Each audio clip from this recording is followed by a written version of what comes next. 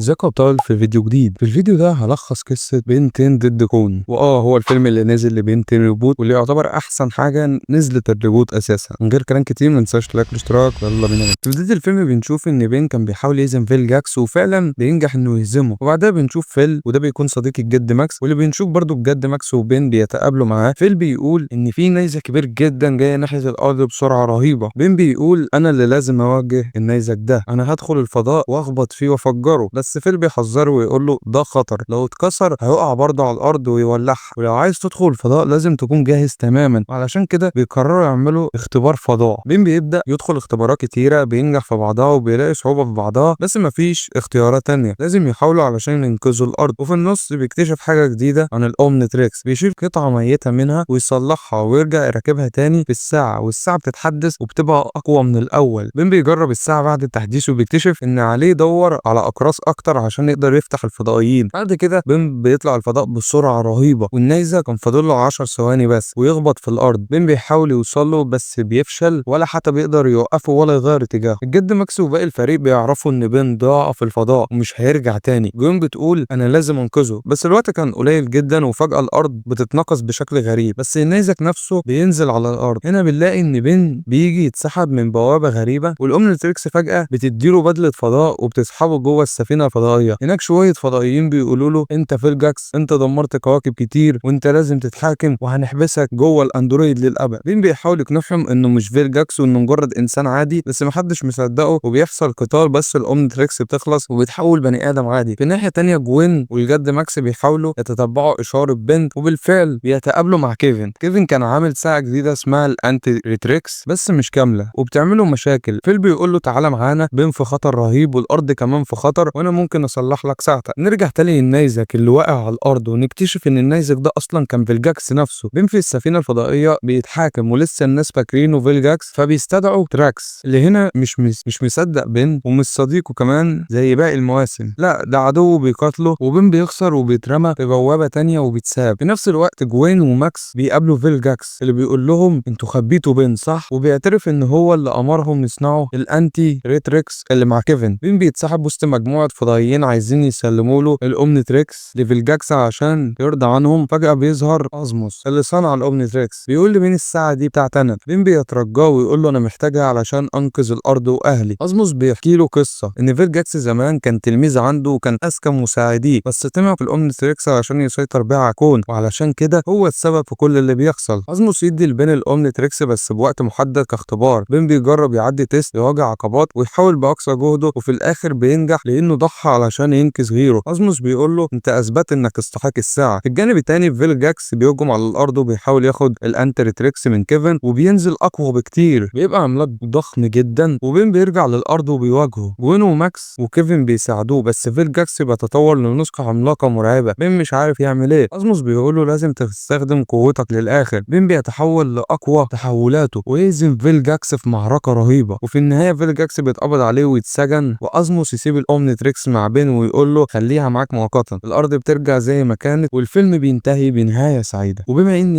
الفيديو قصير جدا لان الفيلم مش طويل اصلا، فخليني اقول لك ليه الفيلم ده هو احسن حاجه طلعت من الريبوت. في البدايه كده شفنا ان الفيلم مختلف عن الريبوت كليا بسبب انه جد جدا وما فيهوش النكت البايخه اللي كانت موجوده في حلقات الريبوت العشوائيه اللي كانت بتنزل. وكمان عندك فيل جاكس نفسه اللي كان جامد جدا ويحسسك بالايام القديمه، ايام فيل جاكس الاصلي اللي كان فعلا مدمر ومرعب. هنا نحس ان فعلا حاولوا يخلوه مرعب اكتر بدل فيل جاكس الضعيف اللي شفناه في باقي الحلقات. وكمان شفنا الفضائيين بقوا احسن شويه بسبب التطور اللي حصل للساعه، وخلى شكلهم اجمد بكتير، وما لهمش الملامح الهزليه اللي كنا بنشوفها في الحلقات العشوائيه برضه بتاعه الريبوت. شفنا كمان حاجات من الكلاسيكيات زي فضائيين الضفادع اللي كانوا موجودين في الاومنيفيرس والالين فورس، وبين برضه واجههم. وكمان شفنا تحولات موجوده في الاجزاء القديمه زي جوست فريك، واهمهم طبعا واي بيج وغيره من الفضائيين التانيين برضه اللي كانوا موجودين في كلاسيك. وحتى معارك الاكشن كانت تعتبر انها حلوه جدا وفي شويه حماس في الحلقات، وبدون مبالغه دي اكتر مغامره حلوه خاضها